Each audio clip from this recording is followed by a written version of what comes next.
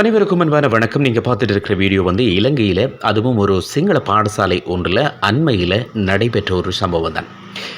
இப்போ பார்த்தீங்கன்னு சொன்னால், கல்வி என்பது எவ்வளவு ஒரு சமுதாயம் சார்ந்து மக்களுக்கும் மாணவர்களுக்கும் மிக முக்கியமாக இருக்கிறதுன்றதை தாண்டி, மாணவர்களோட ஒழுக்க விளிம்புகள் எவ்வாறு கேள்விக்குறியாக இருக்கிறது அப்படின்றதுக்கு இந்த ஒரு வீடியோ ஒரு சாட்சியாகத்தான் இருக்கும்னு நினைக்கிறேன். அண்மையில் கல்வி சார்ந்த ஒரு பரீட்சை, அதுவும் ஓஎல் பரீட்சை என்று சொல்லக்கூடிய ஒரு பரீட்சையை எழுதிய மாணவர்கள் 2 குழுக்களாக பிரிந்து இறுதி கட்டங்களில் அவர்கள் சண்டையிட்டுக் கொள்கிற ஒரு காட்சி சமூக ஊடகங்களில் வைரலாக பரவி கொண்டிருக்கிற அந்த சந்தர்ப்பத்தை நீங்கள் காணலாம். அதனுடைய வீடியோ தான் நீங்கள் இப்போ பார்த்துட்டு இருக்கிறது. அதுவும் ஆண் பெண் என 2 பாலாரும் சேர்ந்து ஒரு ஆணுக்கும் பெண்ணுக்கும் அடிக்கிற அந்த காட்சிகளை உண்மையில் மன வருத்தமாக இருக்கிறது. இப்பாடசாலை என்பது உண்மையில் மாணவர்களுக்கும் நல்ல ஒரு ஒழுக்கத்தை, கல்வியை புகட்டக்கூடிய ஒரு புனிதமான ஒரு இடம். அந்த இடத்தில் கூட இவ்வாறான விடயங்களை அவர்கள் செய்கின்ற போது, அவர்கள் மாணவர்கள் அல்ல, எல்லோரும் ஒரு ரவுடிகள் அல்லது ஒழுக்கமற்றவர்கள் என்ற ஒரு நிலைப்பாட்டுக்குள் உள்ளாகி கொண்டிருக்கிறார்கள்.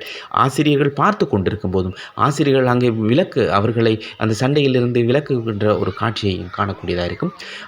இந்த இப்போது பாருங்கள், ஒரு ஆண் மாணவனை பெண் மாணவிகள் அனைவரும் சேர்ந்து அங்கே அடிக்கிற காட்சி உண்மையில் அகோரத்தன்மையை ஏற்படுத்துகிறது. இவர்களுடைய மனநிலை எவ்வாறு ஒரு பாடசாலை சூழலுக்குள் எவ்வாறு இருக்கிறது என்பதை எடுத்து காட்டுகிறது.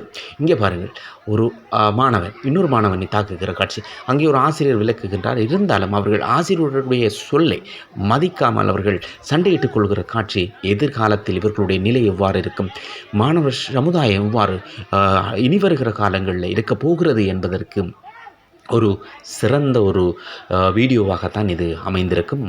அதிகமாக இது சமூக ஊடகங்களிலே வைரலாக பேசப்பட்டு கொண்டிருக்கிற ஒரு காணொளி.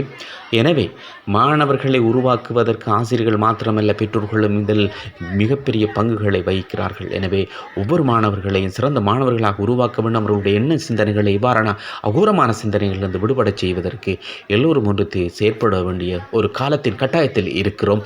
எனவே மாணவர்களுடைய நல்ல சிந்தனைகளை உருவாக்கி மாணவர்களாக உருவாக்க வழி செய்வோம். நன்றி.